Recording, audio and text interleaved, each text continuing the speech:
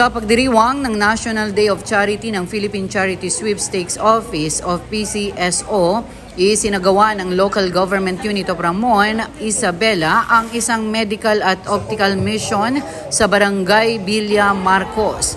Ang aktibidad ay matagumpay na naisakatuparan sa tulong ng Rural Health Unit of Ramon, PhilHealth Yakap Program at mga doktor mula sa Philippine Medical Association, Santiago City Medical Society. Nagbigay din ng libreng eye consultations ang Bisaya Optical Clinic, Ramon Branch at Gos Emilia Optical Clinic kung saan maraming residente ang nakatanggap ng free reading glasses mula sa lokal na pamahalaan. Ang mga gamot na ipinamigay sa nasabing medical mission ay mula sa proceeds ng ginanap na Shoot for a Cause First Mayor Giovanni Vizcarra Cup, isang proyekto na may layuning makalikom ng pondo para sa mga programang pangkawang gawa.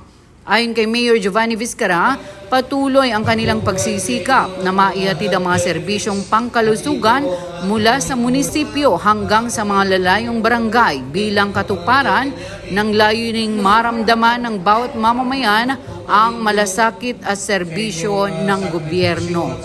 Kasi iti programa niya ito sa sarili kanyayo, iti munisipyo, iti programa sa munisipyo, mabalbalin ang nananayon, mabad di munisipyo, tumay kanyayo, isatanta iti pangkalusugan, sa sarili kanyayo, inangganon ni Apo. Sabi ng mga tagtultuli lang yung programa na yun, kahit mag-cooperate kayo mga Apo. Kapag sa atan na ito ay maparang kanyayo.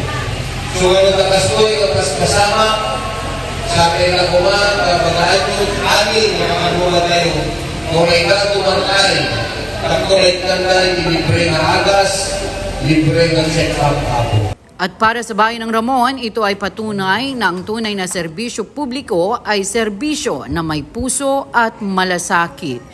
Yan ang mga update report para sa Balitang Ramon ngayon.